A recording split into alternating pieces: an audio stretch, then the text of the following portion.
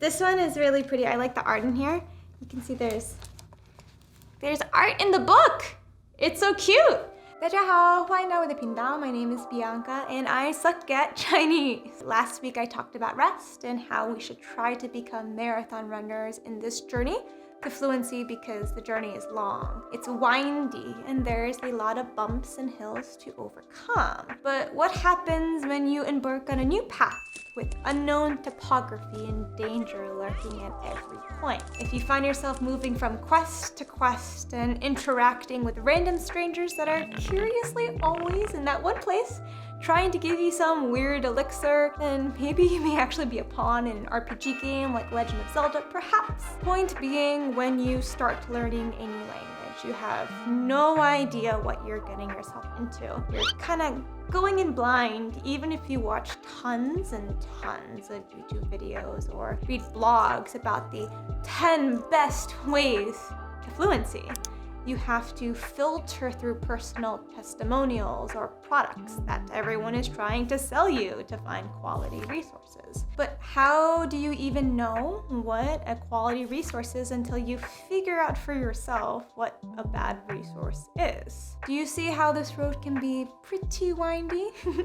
If you're new to language learning, be encouraged by this fact. All of us, including me, especially me, have failed a lot in language learning. We started with one resource, quit a resource, found a new resource, rinse and repeat in perpetuity. These are just a few of my resources, and that's just a part of the process. Language learning, like many things in life, is a constant refining opportunity. As we fail, we learn about ourselves. We grow when we change for the better. How can a knife get sharp without grinding it against a rougher, harder, abrasive surface? It's a knife. We can't figure out what works for our learning and what doesn't work for our learning without trying and failing. So don't worry if you have to give up on that resource that everyone else swears by. We all learn differently. We all have different goals. It's unrealistic to think that every person can reach fluency in exactly the same way, just as we are individually unique. Our language learning should also be unique and tailored to our specific interests, our learning styles, our natural proclivities. So how did I do it? I wasted a ton of money and gave up on a lot of resources. I like to describe my language learning journey in two phases, pre and post map versus Japan binge. But I actually tried to learn Chinese for the first time 4 or 5 years ago. And I don't know what really came over me, but I just had this itch to learn a language, so why not Chinese? I immediately went on Amazon and bought the first Chinese language learning set that claimed I would get to fluency in months that I could find. I didn't even open up the set, just collected dust because I bought it on a whim. I had no roadmap. I didn't know what to do. I had no achievable goals and therefore no motivation to learn. Don't be like me. Don't waste your money like that. So fast forward a few years, I stumbled upon the language learning guru Matt versus Japan. And with the amount of time that I spent talking about him in my videos, you think that I was sponsored, but what can I say? I have to give credit where credit is due. He was my introduction into language acquisition. So now I have a roadmap. I have language acquisition. It's smooth sailing from here on out, right? Well, no. As the saying goes, all roads lead to Rome. You can use a myriad of resources and still fit under this language acquisition umbrella. Resources that could be helpful for you or not the best. So I still had to fail and I keep on failing to this day. At the beginning of the pandemic,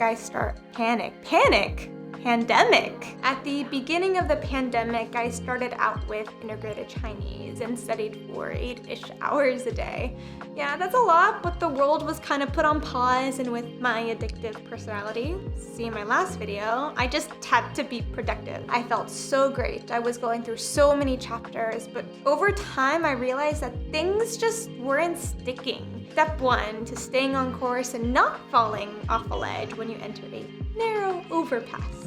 Learn how to identify when a resource works, and more importantly, when it stops working. Integrated Chinese was perfect for me at the beginning because it has a tendency to over-explain. The first 10-ish pages were just on pronunciation and how to use the pinyin system. It set up a really good foundation for me to continue in my learning. But as I got through the chapters, they added too many new words in small dialogues to get all the vehicles in one story about Wang Peng trying to go on a date with his unrequited lover. The grammar was more extensive than the actual Chinese. For some, this could be exactly what you're looking for, but for me, I got too bogged down by the grammar. I just couldn't move on to the next chapter until I understood every grammar point that spanned 5 to 10 pages at times. It no longer became useful to me, and it actually impeded my language learning, so I stopped using it. I actually don't have it with me because I gave it to a friend. I then moved on over to the HSK series where the dialogues were emphasized as opposed to grammar, and that worked so much better for me. I still use them to this day, and I have all 6 textbooks right here. But okay, great. Now you have a textbook series that you like using. But what about everything else that encompasses language acquisition? Again, I have a 0 to 100 personality, so instead of searching for comprehensible input, I kind of just went straight ahead first into native podcasts and TV shows. Not the best move looking back. They actually did help me a lot, but it was definitely more challenging than other resources. Listening comprehension. I started off listening to Speak Chinese Naturally, which came with some transcripts online, but I just wasn't really interested in the content. I downloaded this Chinese app called Himalaya. I don't think I'm pronouncing that right, but and I just straight up listened to random podcasts of people without really knowing what the content was about. I don't think I picked up anything, if at all, and as you may expect, maybe just like 1% of it. It was too hard for me at that level, so I stopped. I moved on to this other podcast called 聊聊东西, or Talk to Me in Chinese. That's not the actual literal translation. But the host, Candace, talks about various things that are relevant to culture, but not the hardest topics. It was really good for a while, but then I realized that I'm not getting much in terms of new acquisition. I was getting bored by the fact that I knew so little and could understand maybe 20%, which, to be completely honest, is pretty amazing in and of itself. She has notes and key sentences and vocab on her Patreon, so check that out if you're interested. But as the topics got harder, I grew less interested. So I just listened to textbook audio for a bit after that, but I got bored by that too. You can see how language learning can be a cycle of increasing and waning interests and resources. If you keep using a resource that you no longer find enjoyment in or motivation to keep using, then what's going to happen? You will probably just stop learning altogether because it becomes a chore. You would think that after experiencing the extremes of too difficult content and then too easy content, I would find something in the middle, the Goldilocks zone of listening comprehension. Yeah, no, 0 to 100, remember? Instead, I went to a podcast called Bear Talk. The host had a very nice voice, and I sucked at hearing male tones, so why not listen to a podcast with a male host? Well, they talked about really advanced topics like technology. How in the world am I supposed to understand that without a transcript? I couldn't. So I hopped over to another listening resource, Chinese Colloquialized. Let's see if it checks all the boxes. Native speaker that I enjoy listening to. Check. Topics that are easy enough for a learner to learn. Check. Talking about cultural topics to keep it interesting and fresh. Check. Free transcripts available online. Check. Seems like the perfect resource. So I used it. I transcribed the first 5 episodes, listened to them on repeat. I learned a lot. But what ended up happening? I gave it up after some time. Why? This seemed like the best thing you could do for listening comprehension, and it was really good. But no resource is perfect. Resources can fit your needs for that stage of your journey. But sometimes a new windy road appears and you diverge from the main path that has worked in the past. There's no rhyme or reason to it. I loved using it, but then I just wanted to change it up and use something different. Remind yourself that each resource has pros and cons. It's okay to love using it for some time and then find yourself just not that interested in it anymore. You don't need a solid reason as to why you want to pick up something else. And I find this very often with commenters asking what resources are the best for learning, and the best resource is one that you will keep using. And if you stop using it, find something else that you will keep using. So where am I now with my listening comprehension? Well, I got tired of using learning aids. I wanted to listen to the stuff that interested me. So I'm back to that native content. But instead of using a resource that seems like the most perfect fit for my stage, I just use things that I really want to watch, really want to read. Motivation stemming from passion to learn at any and all costs. Even if you hate that resource in the moment, can only carry you so far. Once you get to the intermediate and the advanced stages, you'll realize that there's so many amazing resources out there. You'll need to let your interests determine what resources you use. So now I use TV shows as my listening comprehension. I'm actually studying through a TV show right now. It's called Who's the Murderer, which I highly recommend. I went through it sentence by sentence, made over 200 pages of notes and around 1,000 Anki cards.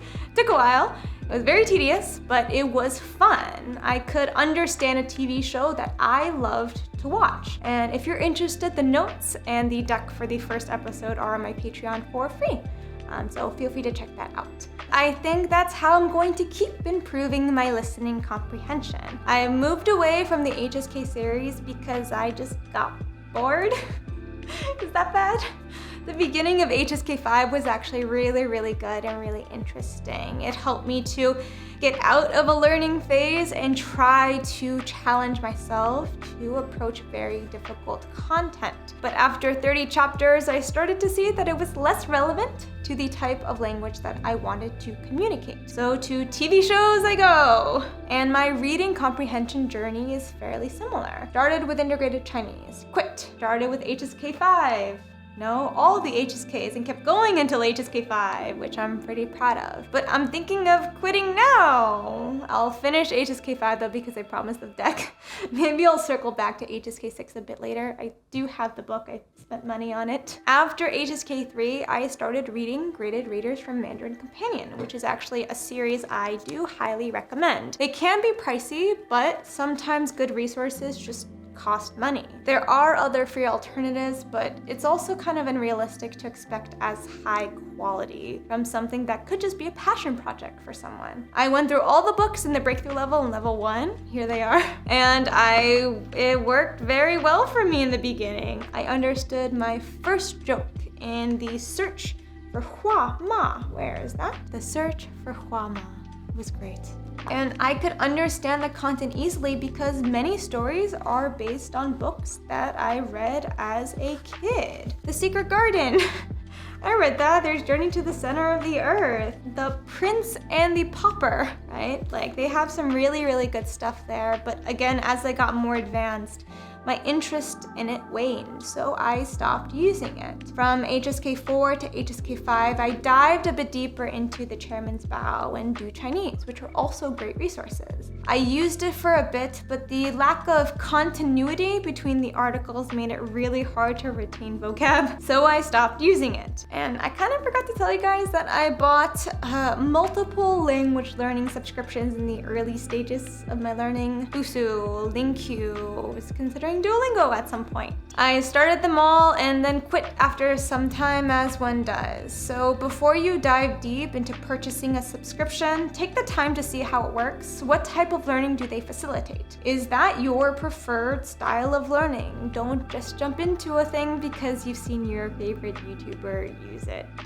So where am I at now? And I'm actually starting the deep dive into native books. I'm starting with titles that have audiobooks, and Audible has a surprisingly large selection of Chinese audiobooks. But again, I'm reading things that I have interest in. So I'm gonna start off with The Little Prince, which should be really nice because I've read it as a child. I already know what the story is. But I purchased more books that will come in the mail soon. I think it's gonna come end of March, early April. I got 6 here, but the other 20 or so will last me for a while. Spent a pretty penny on them, but I am planning on starting a book club with you guys if that's something you are interested in. That's been my journey thus far. It has not been straight. It has not been efficient. Tons of side quests, hills and valleys, met interesting people along the way. I hope I didn't accept any weird elixirs, but I've learned so much about myself and Chinese. Be okay with a windy path. Be okay with starting and stopping resources. Learn to recognize where you're at, what works for you now, and what stopped working for you. Follow your interests and your motivation will remain high. Do things that excite you. Do things that remind you why you wanted to learn your target language in the first place. It may be windy and it may be hard, but it's one hell of an enjoyable experience. And with that, if you like this video, please like, comment, share, and subscribe. It really helps me in the YouTube algorithm. Check out my Patreon if you're interested. Check out Standard Mandarin Weekly if you're interested. And there's a code in the description box. All of my links are in the description box, and I will see you next week. Have a good one. 再见. This one is really pretty. I like the art in here. You can see there's art in the book. It's so cute. This one is cool because it actually is multiple translations. It has the Chinese version right there. I don't know if that's in focus, but then there's also a French version. Look at that. I can link the book in the description if anyone wants to get it. Really cool. Then I have The Old Man in the Sea. This one is cute too. It's just like a very aesthetic looking book. That right there. And it came with this guy. This is the English translation of it. So I could read a chapter in English and then read it in Chinese, and then I know exactly what I'm supposed to be getting out of it. My reading comprehension is crap, I'll know very quickly. The Diary of Anne Frank. The reason for this one is because if you only read nonfiction books, or was it fiction? I don't remember. If you only read books telling stories that are fictional, then there's a certain pattern of speaking that you kind of acquire from that, like once upon a time, long, long ago, etc. But this is a very hard matter of fact, this happened, that happened, which could be actually very useful for conversation, but it's also very challenging, so this will be a little bit later. I got this book, it's like a psychology book. I forget exactly what it's called, I don't remember. But here's the second copy of The Old Man in the Sea that I got because this one didn't match my audiobook. We love that. But it's still really cute and still really pretty. I just love the way that Chinese looks on the page. And then again, my Harry Potter, which will be a little bit further down the road. But more books to come. I will make more videos about all the new books that I get and all the pretty covers.